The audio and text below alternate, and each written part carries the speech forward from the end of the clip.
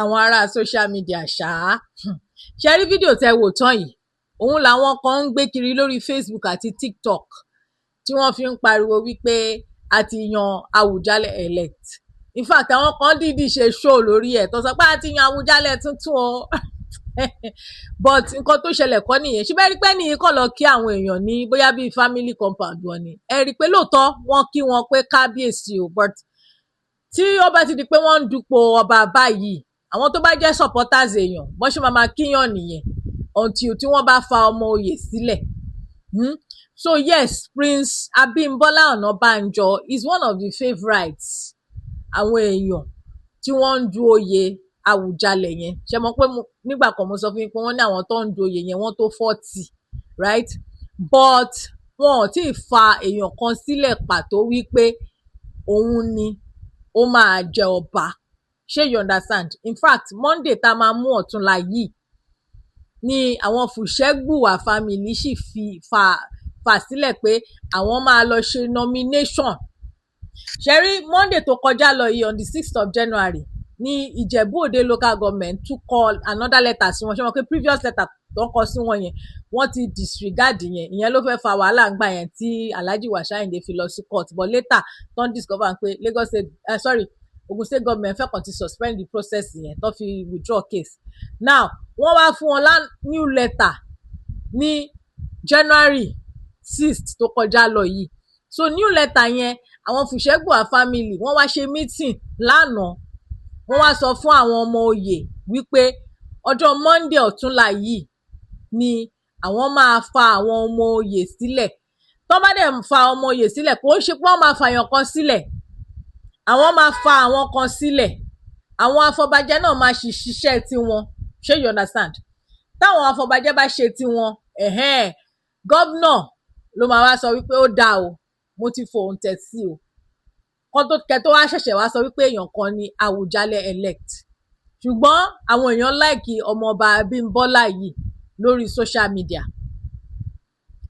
that one is not in doubt but wọn ò tí ì fà wọ́n sílẹ̀ gẹ́gẹ́ bí ọmọ oyè but between you and I a lè sọ wípé àwọn ni wọ́n máa eventually fà sílẹ̀ o torí ẹ rántí nígbà tí Aláàfin of Ọ̀yọ́ ń gbà yẹn náà mi mọ̀ bóyá some of you followed the story ẹni tí wọ́n fà sílẹ̀ tí wọ́n ti gbé picture ẹ̀ kiri wọ́n gbé picture àwọn ọmọ ẹ̀ kiri máa yẹn báyìí ìyàwó wọn máa ń wọ hijab àwọn ọmọ wọn náà ń wọ hijab òun ló ń gbé kiri tán sọ pé máa yẹn ló máa jọba yẹn òun ló máa ṣe kíní kan wọ́n máa show gbogbo display of wealth ká máa fi mọ̀ pé máa yí olówó ní nǹkan kan bẹ́ẹ̀ yẹn ẹni yẹn kọ́ ló eventually jọba o kódà ẹni tó wá jọba yìí Mánà Wádé yìí mi ì rí picture ẹ̀ rí until ìgbà tí gómìnà Ṣèyí Mákindé gbé jáde báyìí pé òun ni Ifá mú ṣé you understand mi ò rí picture ẹ̀ rí èmi in particular I don't even think that Aláàfin Ọ̀wádé yìí wọ́n wà lórí social media tẹ́lẹ̀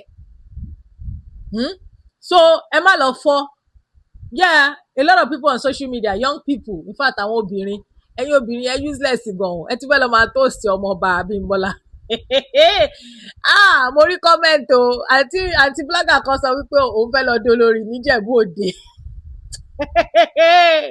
wọn tiẹ̀ ti fàyàn sílẹ̀ ẹ ti ń jà lórí wọn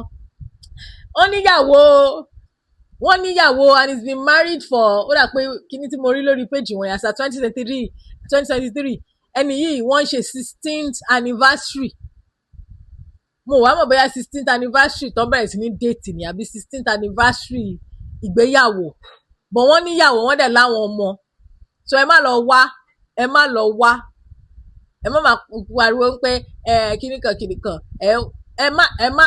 ẹ má ṣe màdàrú fáwọn àwọn màdàrú àfẹ́ wọn níjẹ̀bú-Òde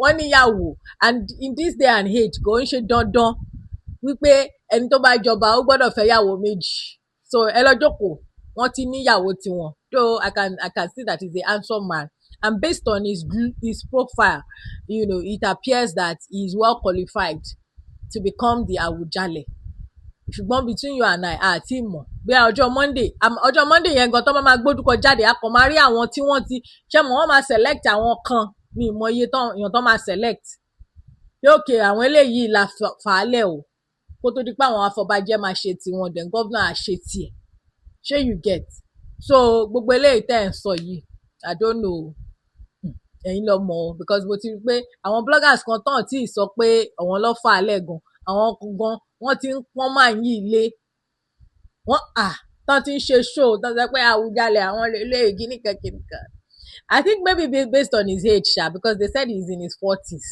àwọn kan sọ pé 45 but àwọn kan sọ pé 40s sha wọn wà precise about his age gangan ṣé you understand his exact age so probably because of that ni àwọn èèyàn ṣe ń pariwo pé ẹni yìí ni Awujale elect because they already like him and you know that in Yoruba land these days most people want young people to become ọba àfarúgbó mọ́ tó tọ́ ni ṣùgbọ́n àwọn arúgbó mi wọ́n ń ṣe bẹ́bẹ́ bí Olúbàdàn ọ̀dọ̀ ní Ìbàdàn land ṣe mọ̀ pé tí wọ́n yàtọ̀ arúgbó ló máa ń jọba ń bẹ̀ kò sí opportunity fún young man láti jọba based on selection process wọn yẹn anyway kí n tó máa sọ̀rọ̀ lọ ẹ jẹ́ kí n play video tí mo rí ní NTA lánàá ẹ jẹ́ kí n play video yẹn fún yín màá rí yín on the other side. In preparation for a smooth and successful selection process of the new Awujale of Ijebuland, Fusegbuwa ruling house has sought divine guidance for an acceptable monarch. Chairman of the ruling house, Otumba Abdulateef Oweyemi, disclosed this while addressing members of the ruling house during a program held at his residence, Afija Diara, in Idowa Ijebu. Blessing Adewi has the details. The major purpose of the event was to receive the outcome of the interfaith prayers and a meeting held in absence of Ogun State government in connection with the ongoing process of selecting new Awujale of Ijebuland. Addressing Fusegbuwa princes and princesses at the meeting, the chairman of the Fusegbuwa ruling house, Otumba Abdulateef Oweyemi, who hinted some likely formal the selection of process scheduled for Monday next week, will explained further. We reached out to imams in Ilela to do 3 days of prayers, night and day for us, for success and success of the enterprise we are pursuing. We reached out to 2 pastors to pray for 3 days for us and fast and pray for us. And we also reached out to 2 traditional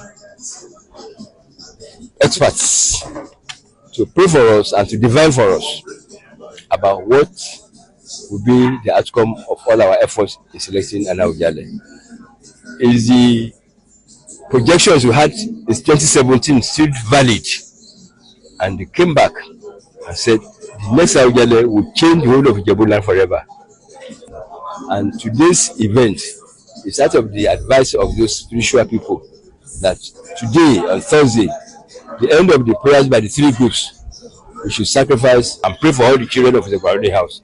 That's what we are doing now today. Some of the candidates expressed their satisfaction with the leadership of Otumba Oweyemi and the entire selection process. Honestly, 100% satisfied. 100% satisfied. And everything is life upon God. We have put down our name and put down your lineage. And if God says it is you, it is you. Whoever it is, God bless it. There's nothing more anybody can do. You can't force yourself for anybody. Thank God for today's opportunity. It's always a fantastic opportunity to see Baba and his Egbeya and everybody here. Well, today's meeting, according to the chairman, is to familiarize the contestants with the updates, which is that the nomination will come up next week. Candidates to ensure that those to nominate and second them are there, while the candidates will not be there. And of course, that the efforts are being made to ensure that all cleared candidates have a clear opportunity with the kingmakers to make decision. I have been satisfied and confident since day one of the whole process. I believe that due process will be followed according to the custom of the land.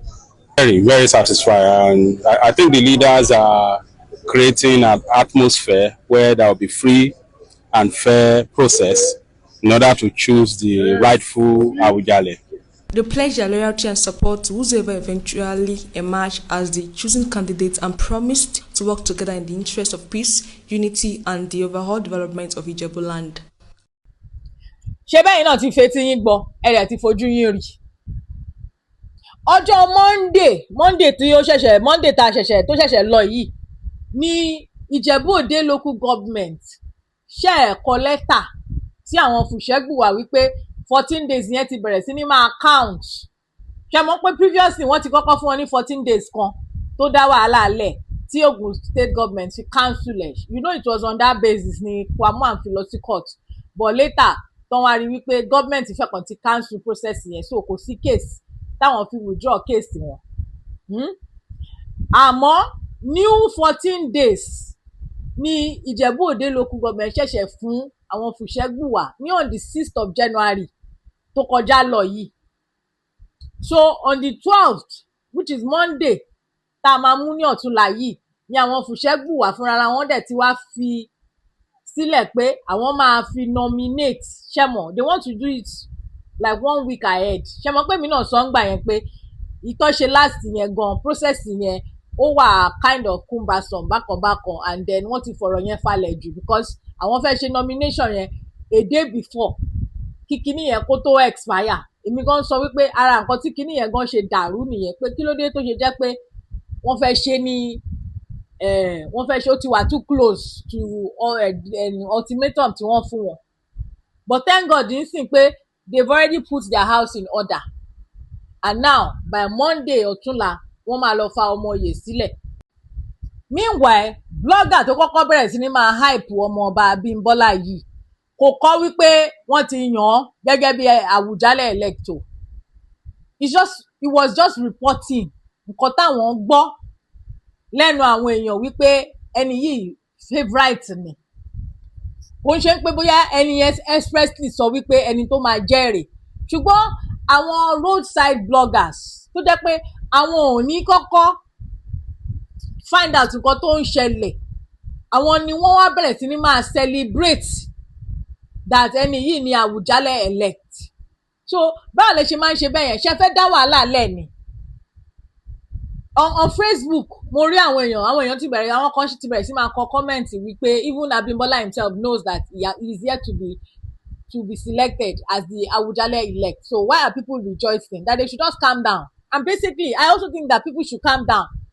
2 days ló kù.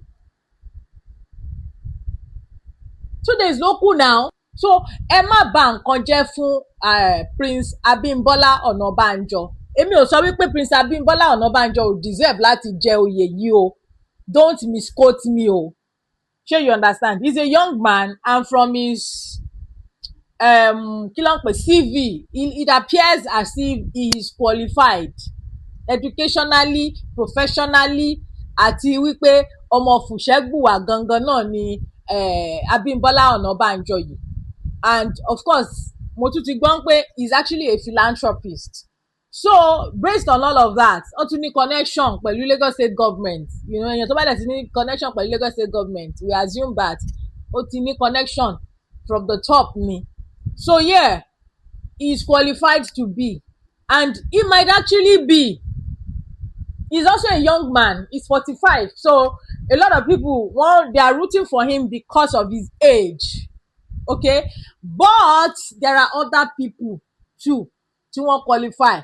I remember there was a time náà tó ń gbé picture man yìí kiri, Dr. Hassan, but Dr. Hassan is like 72. So because of that, social media will accept wọn because wọ́n wò wípé wọ́n ti dàgbà. But tó bá jẹ́ àwọn ọlọ́mọ jẹ́ ńkọ́, ẹ jẹ́ 70 something lè jẹ́ o.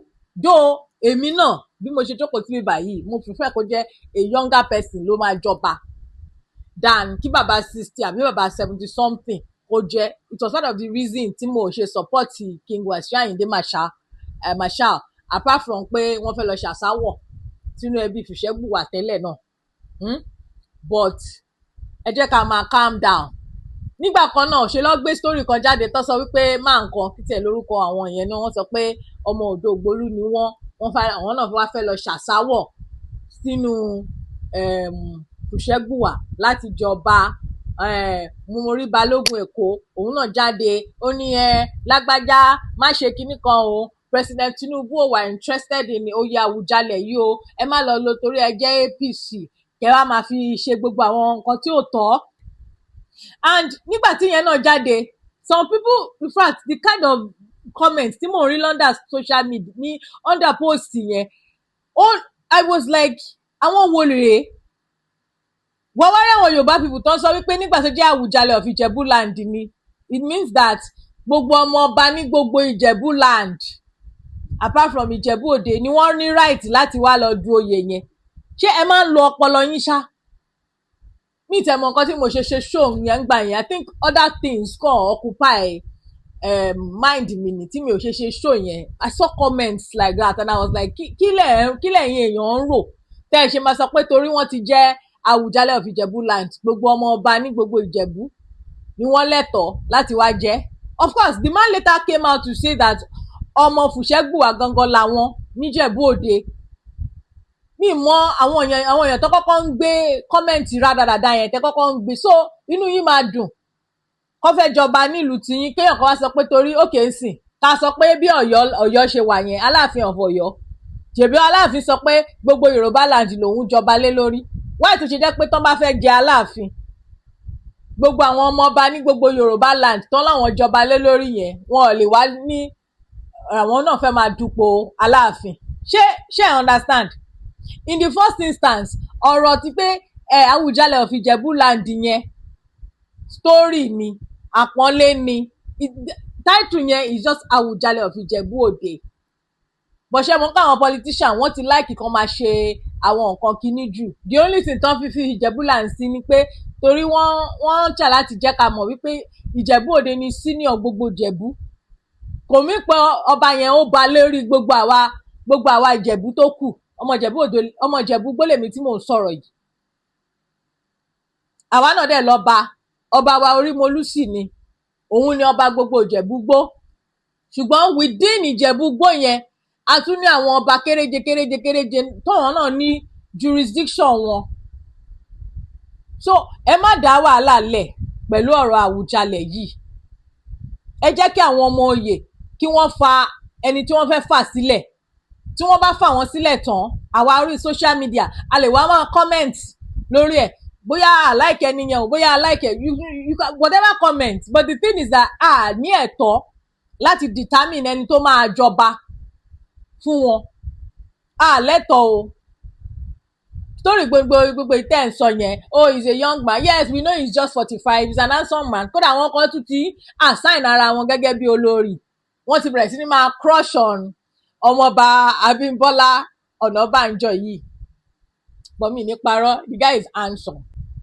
lórí mo mọ̀ bóyá gbogbo ẹ̀yin tẹ́ ń crush on him sí bóyá ẹ fẹ́ lọ di dalérú bẹ́ẹ̀ ṣe máa lọ ń crush on ó dà pé ọ̀nì ọ̀fẹ́ ló máa kọ́kọ́ ń crush on nígbà yẹn náà nígbà tó gbọ́ pé kábíyèsí yẹn ascend the throne he's just 40 years kò dẹ̀ níyàwó ẹ wo nǹkan tí ojú bàbá yẹn ti rí látìgbà tó ti jọba ń sìn ojú ẹ̀ rí ọ̀gọ́rígọ̀rì lọ́wọ́ ẹ̀yin obìnrin àwọn obìnrin mélòó ló ti walk out of the palace lórí ẹ̀ bẹ́ẹ̀ làwọn kan ṣì ń kú láti jẹ́ kan náà àwọn olórí ẹ tún ti fẹ́ bẹ̀rẹ̀ nígbà kan cabs baby ni ọba yẹn gan ti ẹ̀ ń ṣọba kìíní ọba yẹn just one small community within Ogun State ní cabs baby yẹn náà táwọn èèyàn dẹ̀ ń kú fún tó ń sọ kábíyèsí ẹgbẹ́sẹ̀ lé mi ẹ tún ti fẹ́ máa ṣe bẹ́ẹ̀ fún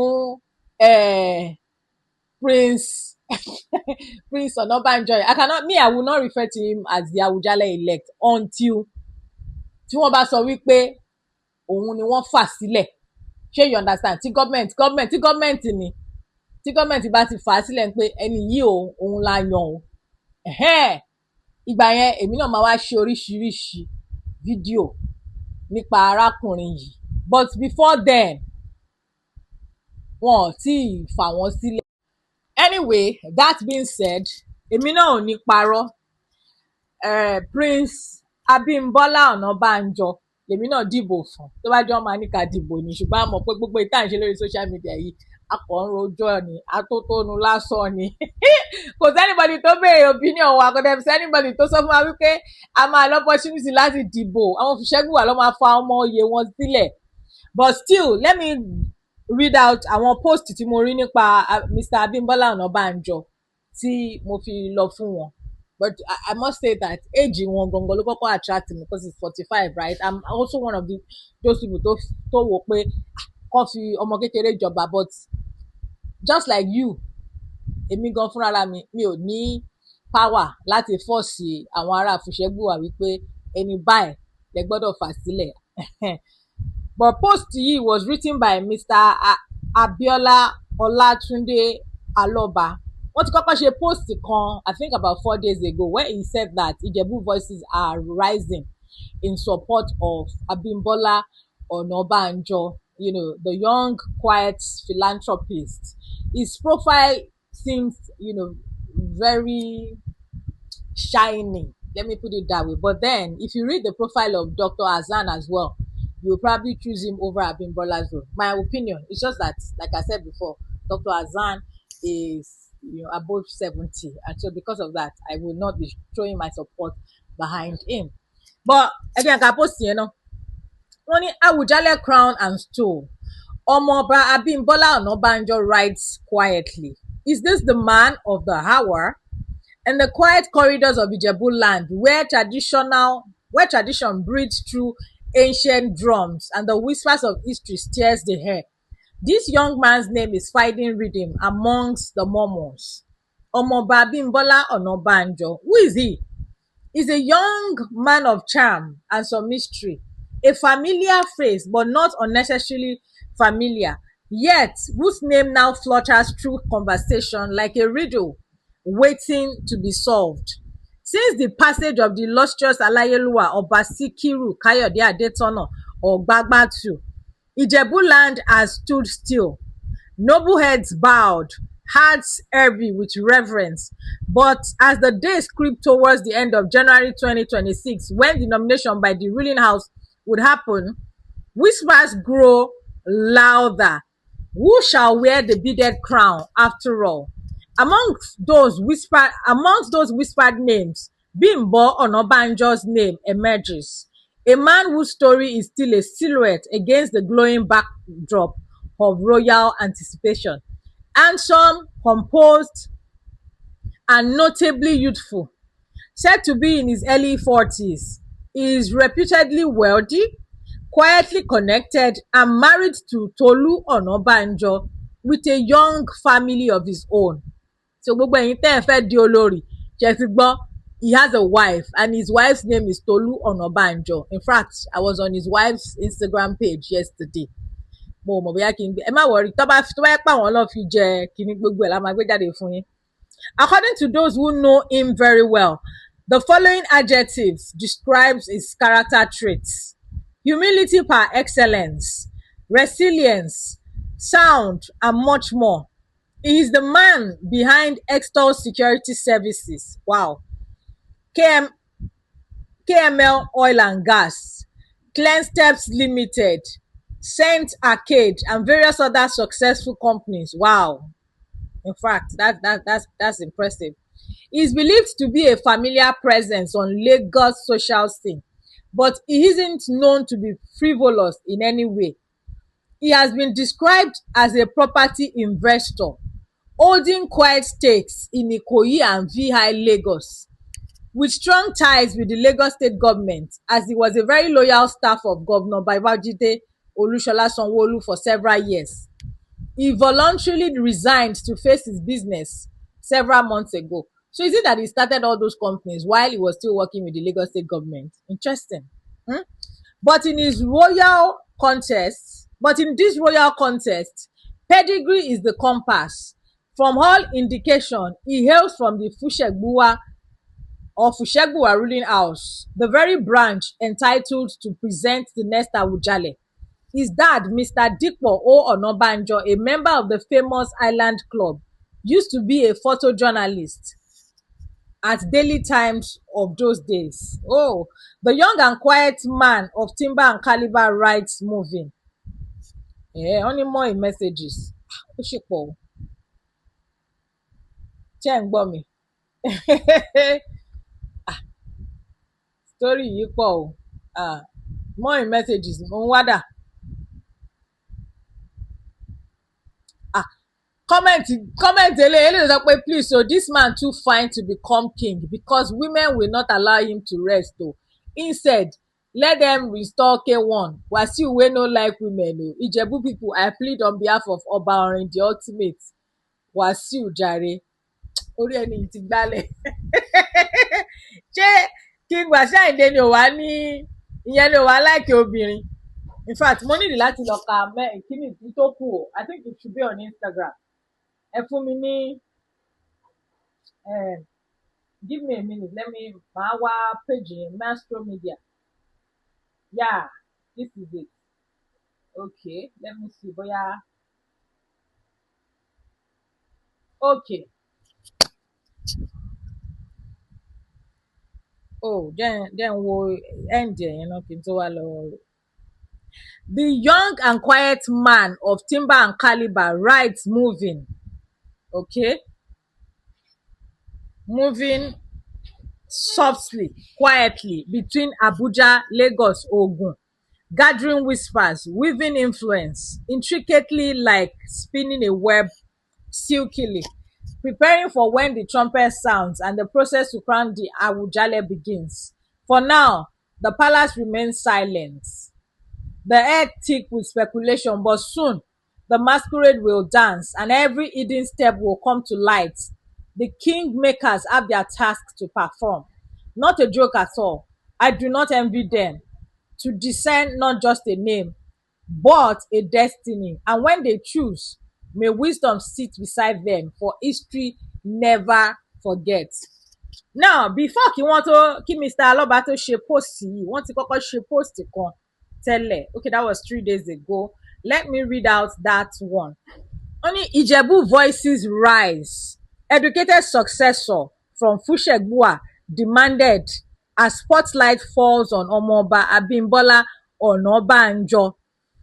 Across Ijebu land and the global Ijebu diaspora, a clear and deliberate demand is crystallizing. The next Awujale must emerge from the Fusegbuwa ruling house, and he must be a man of proven intellect, education, and wisdom, in the mold of the late Oba Sikiru Kayode Adetono, whose reign redefined traditional leadership in modern Nigeria.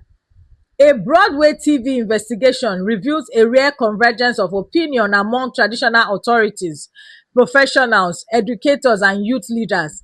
Their position is unambiguous.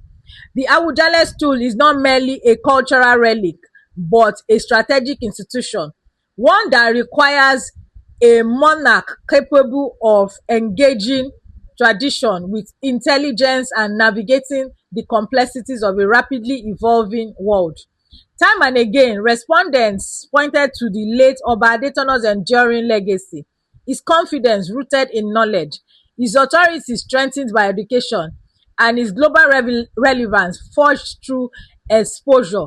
For many, this benchmark must not be lowered.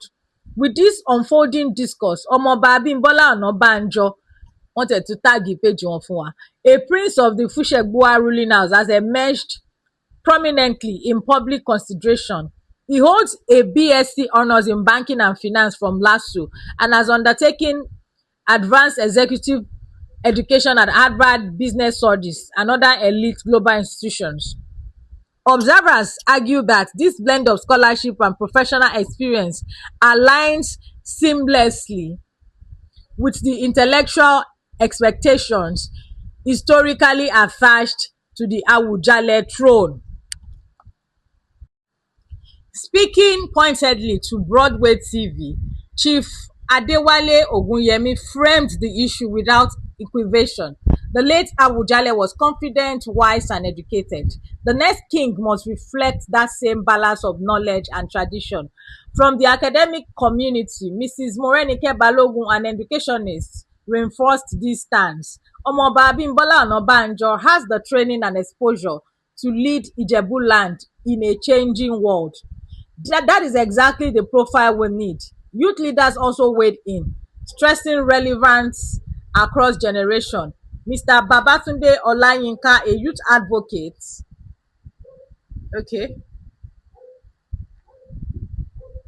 observed, the next Awujale must connect with Ijebu youths and at home and abroad. Onabanjo's background makes him well suited for this role. Traditional sensibilities were not left behind. Alhaji Sulaiman Ajibola, a respected title holder, offered a sobering reminder. Fusegbuwa is due by tradition, but the stool requires a leader with wisdom and discipline, just like the late Awujale. As consultation deepens and expectation sharpens, one truth is becoming increasingly difficult to ignore. In the eyes of many Ijebu stakeholders, the future of the Awujale throne hinges on a non-negotiable equilibrium: lineage validated by learning, authority strengthened by intellect, and tradition guided by wisdom. The message resonating across Ijebuland is clear, firm, and thunderous. The crown must sit on a thinking head. Well, I can see some. My will comment too. Mommy Mana says to know Omoba Abimbola Onabanjo is to witness true greatness, compassion, and selfless generosity. He is without doubt one in a million. Cherry comment, handsome, sexy king. Cherry, majestic and royal, a servant of the people, crowned in character before the crown itself. Abioye Bola.